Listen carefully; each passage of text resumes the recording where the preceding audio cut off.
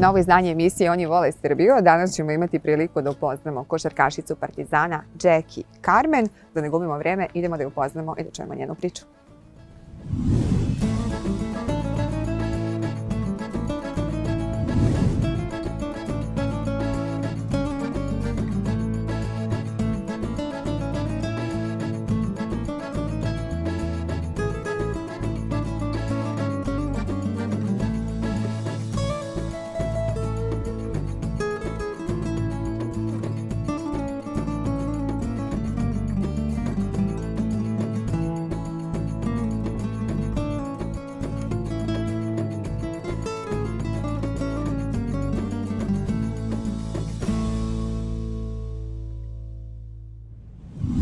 Jackie, welcome. Super happy to talk with you right now. So how are you doing, first of all?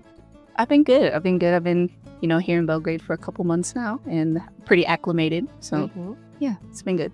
I can feel, before when we were talking, I could feel that you really like here so far, that this is your first experience, professional experience abroad, and you choose Serbia. So I'm very happy to hear that the impressions are pretty good. Yeah, yes. A lot of my friends, they are in smaller cities. So that could be difficult at times. And so me being here in Belgrade, I know I have a good opportunity. It's a big city. I go explore and, I'm able to see games, things like that. So it's been exciting being here in Belgrade.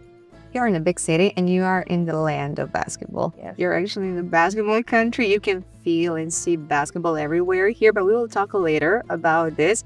The first topic I wanted to cover is your beginnings, your family, your background, to get to know you, get to know your story and how everything started with basketball. Yeah. So really, we like to say basketball is the reason my family is even a thing. My father, he played professionally. He played in Ecuador, where he met my mother. And I have 4 older sisters. I'm the youngest of 5 girls. Wow. Yeah. And 4 of us played basketball, everyone except the oldest, and they all play college basketball as well. I'm the first one, besides my father, to play overseas. But basketball is very big in our family. That's what we talk about, what we celebrate. We're very competitive as well. Me being the youngest, I was, kind of picked on a lot. Playing one-on-one, I was never the strongest, never the biggest, but I would say I'm the best now. You're the best. Yes. We can say that. Don't Yeah. be humble, Jackie. Don't just say that. Yeah, yes. So that's a little bit about my family. We're very close, a very close-knit group. So You had this winning mentality since you were little, right? I can feel that. Wait, you said your mom is from South America, from Ecuador. ¿Hablas español? un poquito. Un poquito de español. Muy bien. Porque es un idioma muy precioso. Es muy bueno como idioma, ¿verdad? Sí, pero ahora yo practico más porque cuando era niña mi mamá no hablaba mucho español. Pero ahora yo estudio en mi universidad español. Y un día yo quería jugar en España. So, yeah, we'll see. I need to practice. I need to, brush up on it. But you have this. When I asked you, do you speak Spanish? Right away, you started. Okay, sí, hablo español, claro. Okay. And you said you would like to play in Spain? Yeah, that would be a goal one day. Just because I feel like I would kind of fit in with the culture a little bit. Practice my Spanish. My mom said she would come live with me if that was the case because she loves Spain and stuff. So yeah, she has this connection because people from South America have a connection with Spain. Okay, similar culture and same language. I can understand this. Now tell me, growing up, did you have a sort of idol when you wanted? Okay, your family is from basketball, but I don't know, Michael Jordan or someone, because when you were starting to fall in love in a sport, this is because of a person? Yes. For me personally, it was my older sister, Nicole. Okay. She's the reason I wear number 30. And she wore that too. And she played for a really great team back in high school. And before that, I wasn't really considering basketball, honestly. I wanted to be different from my family. And she won the state championship at the time. And I remember seeing that when I was young. And I was like, oh, this looks fun.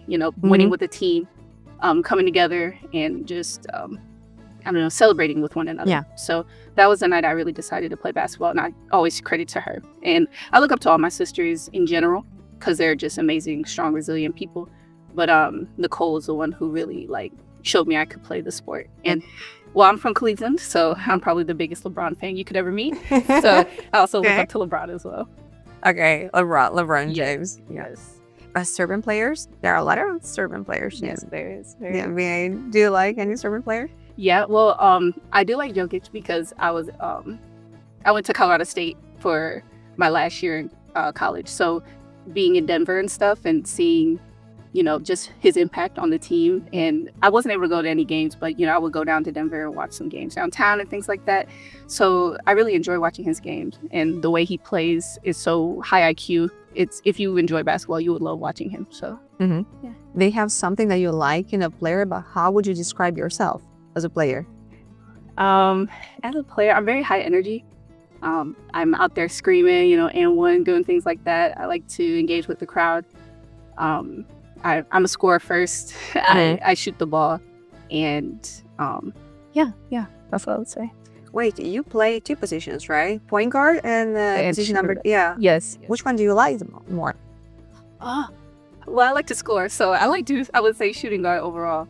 But I've been playing point guard since high school, so I'm very comfortable in that position. But if I had to pick, I would be shooting guard. Okay, I got it. But being a point guard is very tough because I think that point guards need to get matured earlier than other players because you are making everything on the court. So it's a big responsibility, I think. Yeah, you have to have a really high IQ to play that position. And my dad always says, you know, you need to know all the positions if you want to play the playmaker. So it's a lot of meeting with coaches, it's a lot of film, but you know, if you love basketball, you love that part of it too. Yeah, and a lot of studying, right? Because you're a center and you're, you know, waiting the ball and just you put it inside. But when you're a point guard, you need to think, to see everything, see all the players. So a lot of studying, I presume, right? Yeah, it is definitely. Yeah, great. I wanted to ask about your career because I know that in the States it's a little bit different from here. You need to go to school, play to high school and college, and you need to have very good grades, right? It's a little bit different from the European system. So tell me your journey. Yeah, so in high school, I decided to transfer to kind of like a prep school. It was an all-girls school, and they were known for their athletics. And I decided to take that kind of route with my parents, and it was a very high academic, very rigorous school to go to as well. So I went there for 3 years, my final 3 years of high school, and out of high school I only had 2 offers to 2 different universities, and I decided to go to Wofford College, which was one of the best decisions I ever made. I stayed there for 5 years because I sustained injury my freshman year, and we made history there, won championships. And then I took my final year to Colorado State. And from there, I just kind of knew I didn't want my career to end there. I knew I wanted to continue to play basketball as long as I could. So me and my family, we decided the best route, you know, get an agent and look into playing overseas. So that's how I ended up here. Yeah, and we're going to talk about this, but I have one more question because we are always talking about the great thing. We know basketball is great, sports, it's amazing, but there's a lot of things behind this. Very challenging, very difficult. And what was the biggest challenge you faced throughout these years? Yeah, I would probably say overall it was my injury my freshman year. Yeah, I tore my ACL about midway through that year. So that was, especially with how young I was at the time, it was a lot to overcome. But like I've said, I have a great family, great support system. So they were there for me to kind of help me get through that.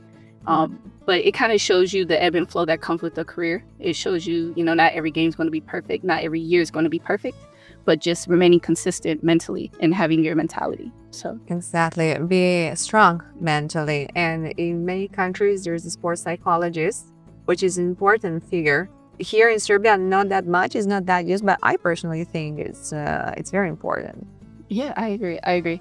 During that time, I was seeing a sports psychologist, and I did my final year at CSU, just to keep me consistent, especially when I made the decision when I was about a junior, still at Wofford. I knew I wanted to play then and continue to play overseas. So I knew the mental aspect would be very important if I wanted to go live in another country for a prolonged amount of time, or just continuing playing basketball at a high level like that. So I do value that part as well.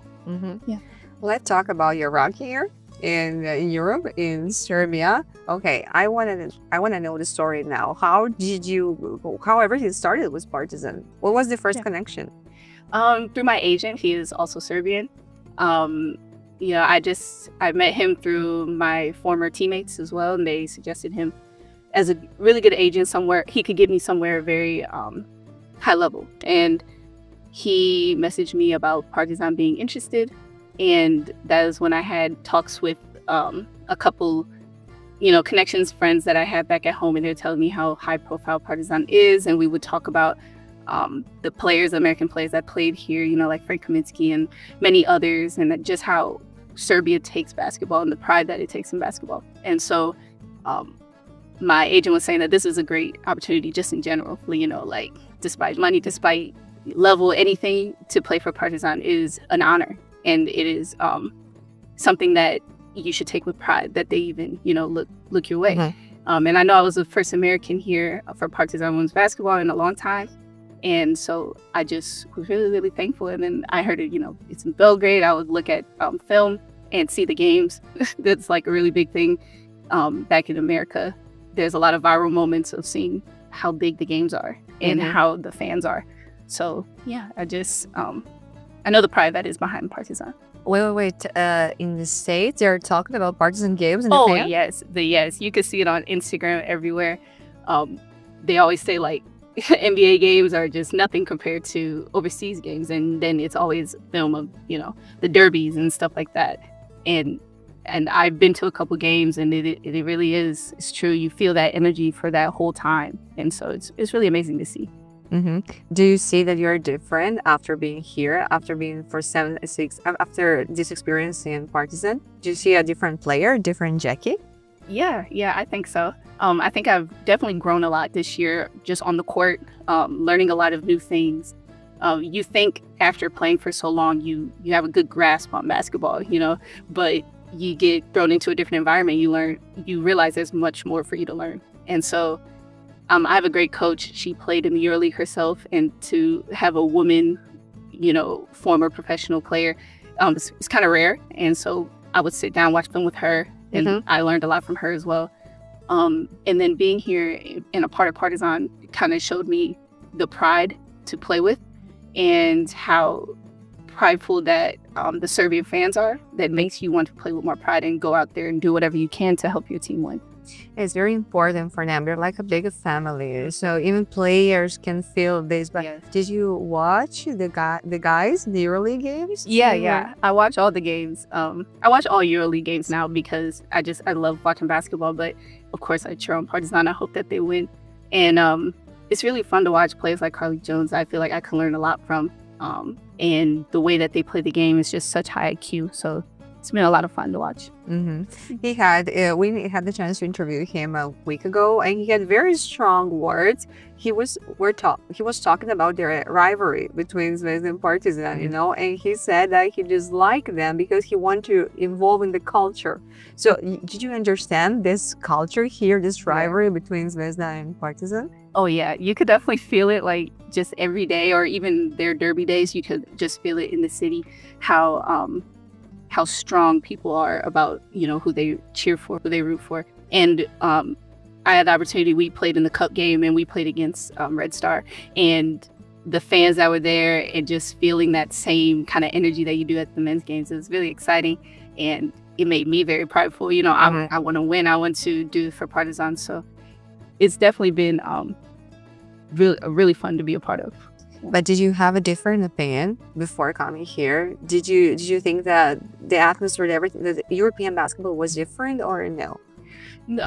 Well, I just knew from prior clips I've seen how intense that Serbians are about basketball, and so it didn't really surprise me necessarily. But right. It's definitely different once you step into that atmosphere and you're there mm-hmm. in person, and you see how much basketball means to the culture. So it's definitely different. It's very interesting. We were talking about atmosphere. I was thinking maybe about the level, because I had the impression that sometimes people from the States underestimate, the quality here. But I think it's pretty good, actually. I think European basketball, especially the EuroLeague, is growing so much lately. Yes, I would agree.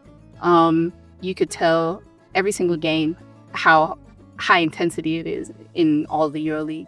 And even in the standings, they're separated just by a couple games, and every single game matters. And so it's been a lot of fun to watch that. It was a challenging season. Yes. You always, when you start, you want to do the best, but sometimes in sports can happen that things are not going as you want. But the biggest lesson, when you think about the biggest lesson so far. What was the biggest lesson? I would say probably staying together and staying consistent within your mentality, and digging into what got you here and your foundation, and relying on your teammates. And I think at times we came together and we won some very difficult games, and games that we needed at that time. And that was because we all just kind of trusted within one another. And that trust can be hard when you're playing overseas because, you know, you go to one team, you go here, money's involved, it's a business. So, but that's what makes Partizan so interesting. You could tell it's more of, you know, a brotherhood around that. So just taking pride in what you're playing for, I would say. It's very nice what you said. And we're saying that, again, that Partizan is a big family because every single person that is coming here will say the same thing. Because Partizan is, first of all, a family, the black and white family, and we're very proud about that. But tell me, you mentioned your teammates. Tell me about your relationship with your teammates and how they welcomed you and everything. Yeah, as I mentioned before, I'm the first American for Partizan for, you know, about like 7 years now. So this was not only new for me, but it was new for them, having an American teammate. And they're the best. You know, they make sure I'm involved in everything. We do team bonding activities. They're always asking, you know, if I'm okay. They know I'm away from home. So I think I've grown very close with all my teammates. And, you know, it's a sisterhood you make for the rest of your life. And so I'm just really thankful to have that group of women as my teammates for my first year. And outside the court, how do you spend your time here in Belgrade? I'm big on coffee. I love coffee. So I try out different cafes. I go for walks, and I also like to shop. So I go to different malls and all of that. So usually just kind of taking some time for myself. And there is a mental toll, you know, being away from home. So I just try to clear my mind and, you know, still remain grounded in, you know, who I am and everything. So was that difficult at first to be so far away from your family? Yes, it definitely was. I'm extremely close with, you know, my sisters, and it was even hard talking to them, as you mentioned before. Like, you have to wait till like 2 in the morning to talk to them at a normal time. So I did get homesick at times, but I knew that was going to come with the territory. You know, you leave home, you want to pursue what you love, you want to continue to play basketball. There's going to be hardship with that, but I think being in such a great city definitely helped as well because there's so much to do. I go to museums as well. I do stuff like that. So having other things besides basketball to kind of take my mind off of that has definitely been a big help. When I mentioned your family, your eyes were shining. I saw that. That's actually very nice and very beautiful because I can feel the relationship that you're super, super attached to your family. Yeah. And I'm sure they're super proud of you. And you need to get used to this because your job is like this. You will travel all around the world. So actually but I'm glad that the first experience was here and you really enjoy that and you enjoy your life. Yes, thank you. Thank you. Yeah, they mean the world to me. And I got 7 nieces and nephews. And so they send me videos of them cheering me on during the games. You know, it brings tears to my eyes. You know, I miss them so much. But yeah, I'm really, really close with my family. We're going to see them very soon, but I know you're going to come back to Belgrade to visit for vacation. Definitely, yes. I love Belgrade so much. I told my sisters I want to bring them back here too, for them to experience it. Because, yeah, I'll send them a billion pictures, but I don't think it does it justice. So I'm definitely going to tell them to come on back.